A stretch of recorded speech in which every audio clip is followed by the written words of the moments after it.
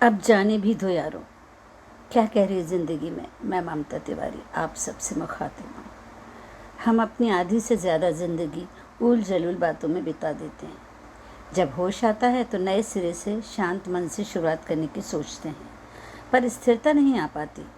तो क्या करें जिससे उम्र दराज होने पर शांति हो सके।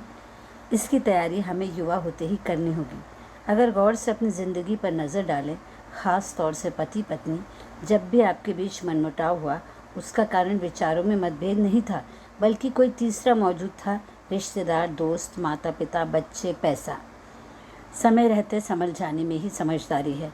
युवा खून भड़क के हम लोगों को समझाता है, आपको करारा जवाब देना चाहिए, ऐसे लोगों से दूरियां बना लेना चाहिए, संबंध तोड़ लेना चाहिए, क्योंकि आज की पीढ़ी यही कर रही है।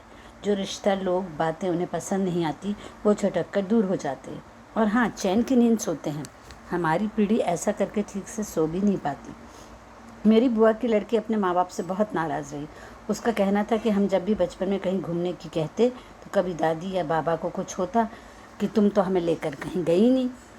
ये बातें उसने दिल में इस तरह जमा ली कि पहले तो उसने कहा कि मेरी शादी के लिए ऐसा घर ढूंढना जहाँ सास ससुर ननद का लफड़ा ना हो। परंतु उसे प्रेम हो गया, और प्रेम विवाह में आप परिवार नहीं चुन सकते। हालांकि वो अलग शहर में रहते हैं, पर उसकी बचपन में बनी ग्रंथि उसे सास ससुर पर खींच उतारने पर मजबूर करती है। एक कला, एक विद्या, एक सोच ऐसी है कि हम अपने लोगों से, जिनसे हमारा मतभेद है, जो हमारी ज़िंदगी में बार बार दखल देते हैं, हमारी शान झील से ज़िंदगी में कंकड़ उछाल कर खलल मचा देते हैं। और अगर आप भावुक व्यक्ति हैं जो हर बात दिल से लगा लेते हैं, बेचैन हो जाते हैं, तो आपको भी अपना व्यवहार बदलना होगा। मैं जानती हूँ हम सभी इन बातों के बारे में जानते हैं, पर कितना व्यवहार में ला पाते हैं, क्योंकि हम इंसान हैं, खुदा नहीं। दूसरों की बातें हमें प्रभावित करती हैं, पर इन्हीं बातों की वजह से हम जीवन की शांति, सुकून, रिश्ते खो देते हैं, जिनकी हमें बढ़ती उम्र में ज़रूरत होती है। हमें जाने भी दो यारों का सूत्र अपनाना होगा। मेरे रिश्ते की बड़ी बहन को सब इसी तरह तंग करते हैं।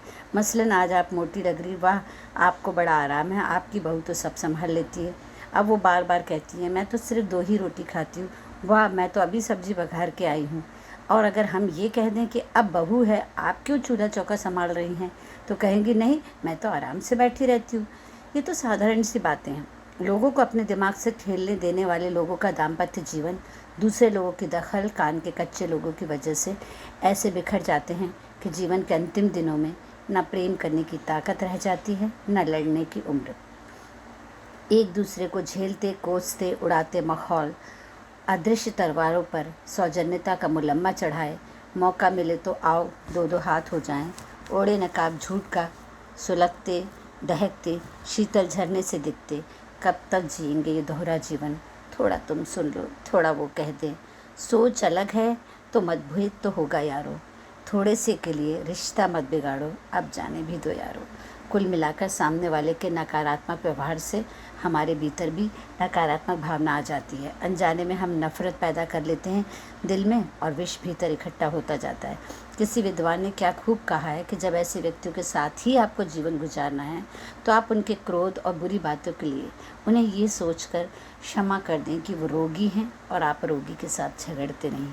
जब असहनीय हो तो खामोश रहकर दूरी बना लें और जाने भी दो यारों का मंत्र दोहराएं, क्योंकि हमारे चारों तरफ ऐसे ही लोग, ऐसा ही वातावरण है। तो आप कितना जहर पालेंगे, आप खुद बीमार हो जाएंगे। सामने वाले पर दया करें, सद्बुद्धि की प्रार्थना करें। माना कठिन बहुत है ऐसा करना। एक डायरी लें, उसमें उनके प्रति जो भी नकारात्मक भाव आए उसे सब लिख कर 1 हफ्ते के लिए छोड़ दें। रोज़ उसे पढ़ें।